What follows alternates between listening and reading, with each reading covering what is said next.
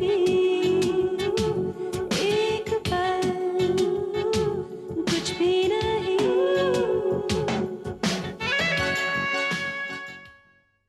Sister, इन्हें यहाँ से भेज दो। अपनी जान के दुश्मन तुम खुद हो, और तुम अगर सुधरोगे नहीं ना तो तुम्हारी हालत और बदतर होती जाएगी। देखा तुमने?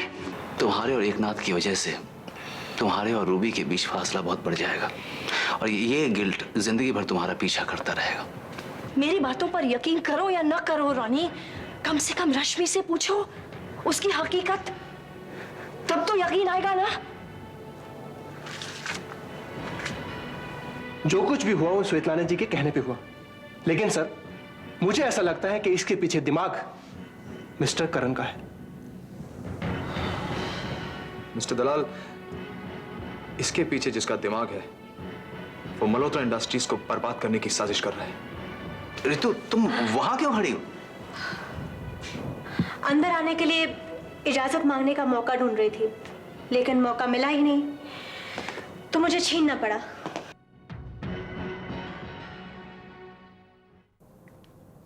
अरे हाय रितु, तुम वहां क्यों खड़ी हो? अंदर आने के लिए इजाजत मांगने का मौका ढूंढ रही थी, लेकिन मौका मिला ही नहीं तो मुझे छीनना पड़ा। सुनील वर्मा के घर में आने के लिए रितु को इजाजत लेने की जरूरत कब से पड़ गई? ये पहले महसूस नहीं होता था, लेकिन अब होने लगा है। कैसी बात कर रही हो तुम रितु? मैं ऐसी बातें भी करती हूँ सुनील, अगर तुम्हें बुरा लगता है तो। बाप रे बाप, रितु तो नाक पर गुस्सा लेकर आई है सुनील। यकीन मानो मेधा, ये गुस्सा मैं अपने साथ लेकर नहीं आई थी। बस बस बस बस। अच्छा ये बताओ कि इतनी रात कैसे आ गई? कमाल है, मैं तो तुम पर अपना इतना हक समझती थी कि वक्त बेवक्त तुम्हारे घर आ सकूं, लेकिन शायद ये हक तुमने मुझे नहीं किसी और को दे रखा है। अब बस भी करो रितु। रितु तुम आराम से बैठकर बातें करो। मेधा, मुझे आराम से बैठने के लिए तुम्हें यहाँ से जाना पड़ेगा। Shut up, Ritu. सुनील, क्यों सुनील? क्या मैं तुमसे अकेले में कोई बात नहीं कर सकती? क्या हमेशा? सुनील,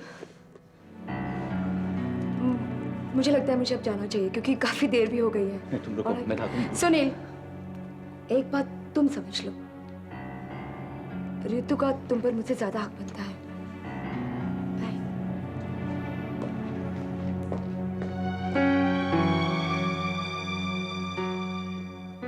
अगर बहुत ज्यादा ट्रबल्ड हो तो मैं भी चली जाती हूँ। जिसे जाना है जाए, जिसे रुकना है रुके। I don't care। सुनील, क्या सारी गलती मेरी ही है? तुम्हारी गलती सिर्फ इसलिए है क्योंकि तुम एक बेवकूफ टीनेजर की तरह बर्ताव करना शुरू कर देती हो। तुमको मैंने कितनी बार मेधा के बारे में समझाया, लेकिन जब भी वो सामने आती है तुम अजीब तरीके से बर्ताव करना शुरू कर देती हो। और जिस तरीके से तुमने उसे जाने के लिए कहा है मुझे बिल्कुल अच्छा नहीं लगा रितु। सुनील, मैं तुम्हें अकेले में एक खबर सुनाना चाहती थी जो तुम्हारे लिए भी बहुत इंपॉर्टेंट है। खबर ही ऐसी है कि मैं और इंतजार नहीं कर सकती थी। तो खबर सुना क्यों नहीं दी? सुनील, मेधा के सामने मैं नहीं सुना सकी। से कौन सी खबर आ गई? सुनील, सुनील, पापा को हॉस्पिटल में एडमिट किया है। क्यों? Nervous breakdown. Nervous breakdown? पर अचानक ये सब? देविका का एक्सीडेंटली मिसकैरेज हो गया तो उसने पापा को बहुत बुरा भला कहा। शायद इसलिए मैं और नीतू पापा से मिलना।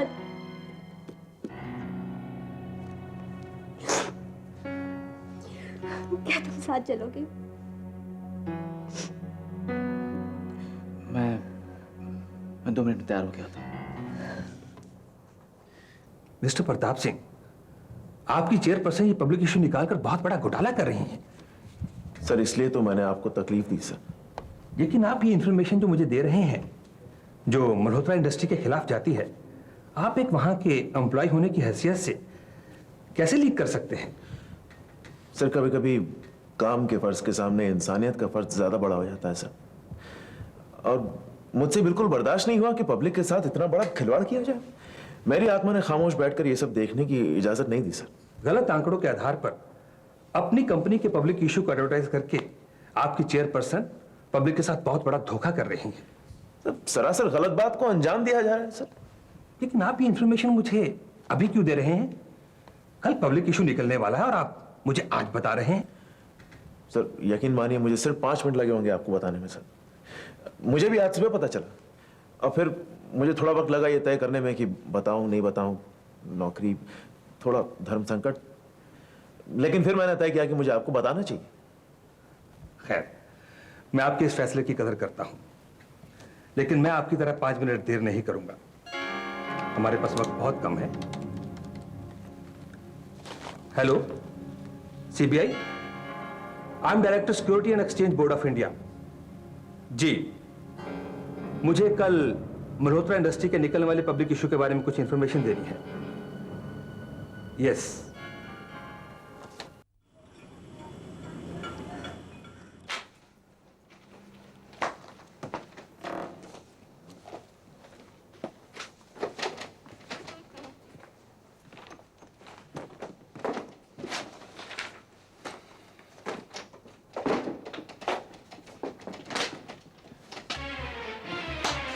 ये फाइल्स लेकर कहां जा रहे हैं सूरज साहब?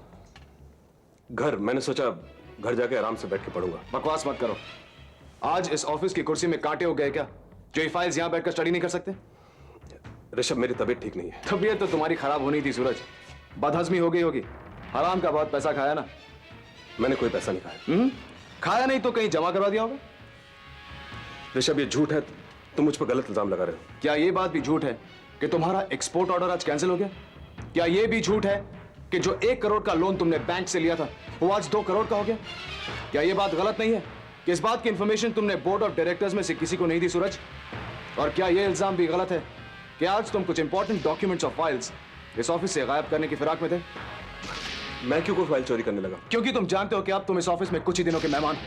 बहुत ही जल्द तुम्हारी काली करतूतें सबको पता चल जाएंगी। एंड नाउ इवन सूरज, क्योंकि मैं खुद तुम्हारा पर्दाफाश करने वाला हूं सूरज। ऋषभ, मेरा यकीन मानो, मेरा इरादा इंडस्ट्री को नुकसान पहुंचाने का नहीं था। मुझे किसी ने साजिश में फंसाया है। मैंने जो कुछ भी किया मल्होत्रा इंडस्ट्रीज की तरक्की के लिए किया। बेवकूफ दोस्त, एक खतरनाक दुश्मन से भी कहीं ज्यादा नुकसानदायक होता है सूरज। मैं अपनी गलती मानता हूं, पर प्लीज मेरी नीयत पर शक मत करो। मैंने कभी सपने में भी नहीं सोचा था कि ऐसा हो जाएगा। मुझे माफ कर दो। तुम्हें माफ करने की जानते हो मल्होत्रा इंडस्ट्रीज को कितनी बड़ी कीमत चुकानी पड़ेगी? जनरल मैनेजर की कुर्सी पर क्या बिठाया? तुम्हारा तो दिमाग खराब हो गया। चौधरी बन गए तुम।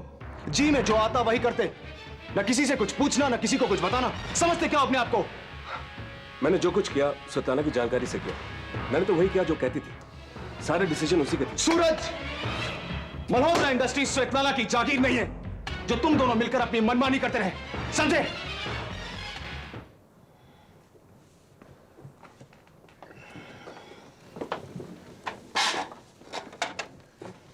कैसे है पापा? सुनो, तुम लोग प्लीज कोई ऐसी बात मत कहना जिससे इनकी टेंशन और बढ़ जाए। आपके कहने का मतलब ये है कि हम यहाँ अपने पापा को टेंशन देने आए हैं? नीतू, ऐसा इन्होंने कुछ भी नहीं कहा। तो फिर ये हमें क्यों बता रही है कि हमें अपने पापा से कैसी बातें करनी चाहिए? लो, ये इनकी हालत बेहतर समझ रही है। ये शुरू से यहाँ है, हम लोग अभी आए हैं। और नीतू जो भी कह रही है वो पापा को ही जल्द से जल्द ठीक करने के लिए कह रही है।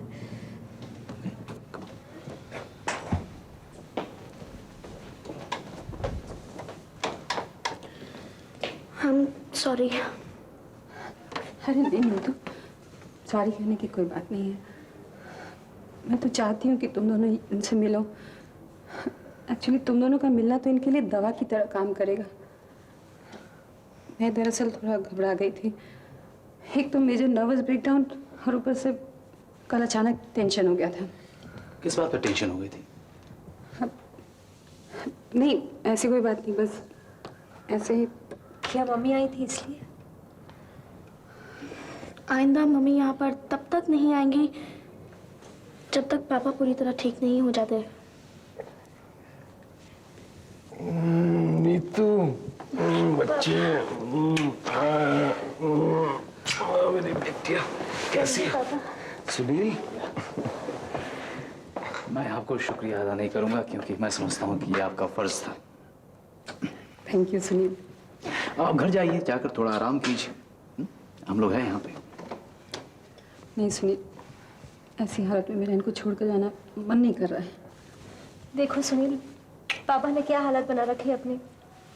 क्यों बेटे, मुझे क्या हुआ? मैं तो बिल्कुल ठीक हूँ। हाँ, झूठ बोल रहे हैं आप ज्यादा खूबसूरत हो गए भाई। ये हॉस्पिटल कम ब्यूटी पार्लर ज्यादा दिखाई दे रहा है मुझे। और मैं तो नीचे रिसेप्शन पे घूस देकर आया हूँ कि जब आप यहाँ से चले जाएं तो ये जो बेड है वो ये दे दी जाए। खूबसूरत होने का शौक हमें भी है। हाँ पापा, वैसे भी दीदी सुनील के पीछे पड़ी थी कि कम से कम वो थोड़े खूबसूरत तो हो जाए। और ज्यादा से ज्यादा वॉल्टर जितने तो। अरे बेटे, वॉल्टर नहीं आया? मैं उसको साथ में लेकर नहीं आया क्योंकि जब मैं उसके साथ खड़ा होता हूँ ना, कॉम्प्लेक्स होता है मुझे उससे। वो आपसे मिलने जरूर आएगा पापा। रखिए बेटा। आपने इनको यूनिफॉर्म में रहने के लिए कहा है क्या? इनको, शीला जी को? यूनिफॉर्म? हाँ, कल से इसी कपड़े में है। सुनील लेकिन वो घर ही नहीं गई, घर से यही है तो। तो आप कहिए ना, आप कहिए इनको कि घर जाएं, जाकर थोड़ा आराम करें, सोएं, वापस लौटते हुए फल फूल लेकर आएं और चाट जरूर लेके आइएगा, भूख लगेगी। नहीं सुनी, शीला यही। पापा, हम लोग यहाँ हैं ना, और जब तक ये वापस नहीं आएंगी हम यहीं रहेंगे। और आपने जो कहा है वो हमें याद है। मैंने क्या कहा है? आपने नहीं, इन्होंने कहा था कि आप जोक्स बहुत अच्छा सुनाते हैं। एक सुनाइए प्लीज, एक। प्लीज।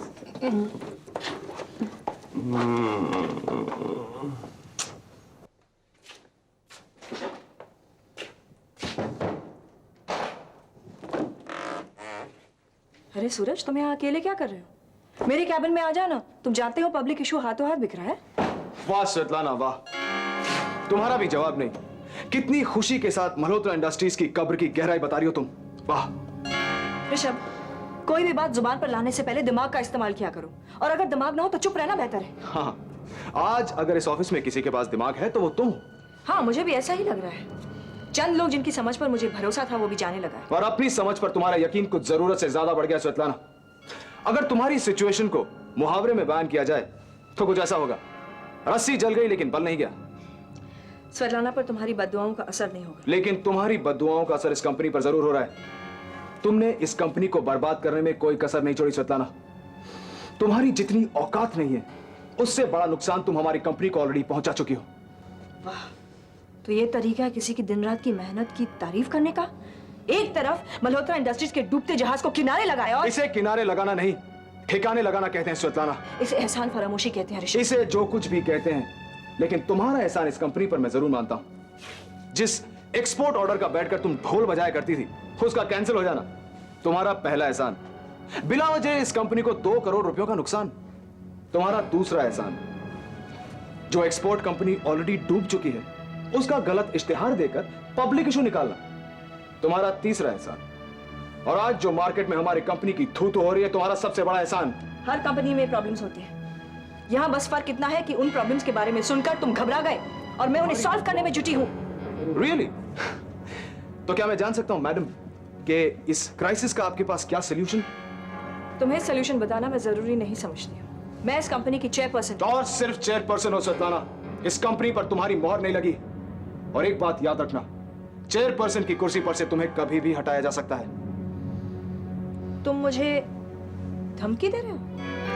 इस धमकी से पहले मैंने, यानी ऋषभ मल्होत्रा ने, यानी केशव मल्होत्रा के ऑफिशियल वारिस ने तुमसे एक सवाल भी किया था कि इस मेजर क्राइसिस का आपके पास क्या सोल्यूशन है। सोल्यूशन ये है ऋषभ कि हमारे एक्सपोर्ट ऑर्डर्स के लिए रेडी बायर्स हैं। वो एक्सपोर्ट ऑर्डर्स बहुत ही जल्दी बिक जाएंगे, बैंक का लोन रीपे कर दिया जाएगा और हमारे पब्लिक इशू के लिए बहुत ही सैटिस्फैक्टरी डिमांड है। तो क्या मैं आपसे पूछ सकता हूं कि आपके ये जो सपोज्ड बायर्स हैं वो कौन है? Suraj, please show mister Rishabh the list of names. Please. Suraj, इन्हें वो फाइल दिखा दो। दरअसल मैं वही फाइल ढूंढ रहा था, मिल नहीं रही है। हाँ हाँ, वो फाइल मिलेगी भी कैसे? देखा मैडम, इन्हें वो फाइल्स नहीं मिल रही, लेकिन आपको एक अच्छा वफादार मिला है। जो रोज आपको रंग बिरंगी चॉकलेट्स खिलाकर आपका दिल बहलाता रहता है।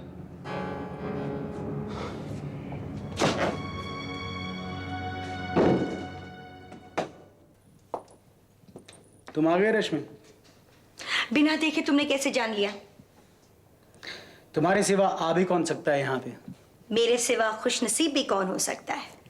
जानते हो, जब तुम तन्हा होते हो ना तो ज्यादा खूबसूरत लगते हो। शायद इसीलिए जिंदगी ने मुझे ताउम्र तन्हा रखा है कि मैं और खूबसूरत हो जाऊं। इस तरह की बातें तुम मुझसे मत किया करो। क्या तुम मेरा इंतजार कर रहे थे? ये क्या कपड़े पहन रखे हैं तुमने? तुम्हें लुभाने के लिए मैं इस तरह के कपड़े अक्सर पहना करती हूँ। सोनू दिखाई नहीं देता है, घर में नहीं है क्या? बाहर पास कहीं गया है।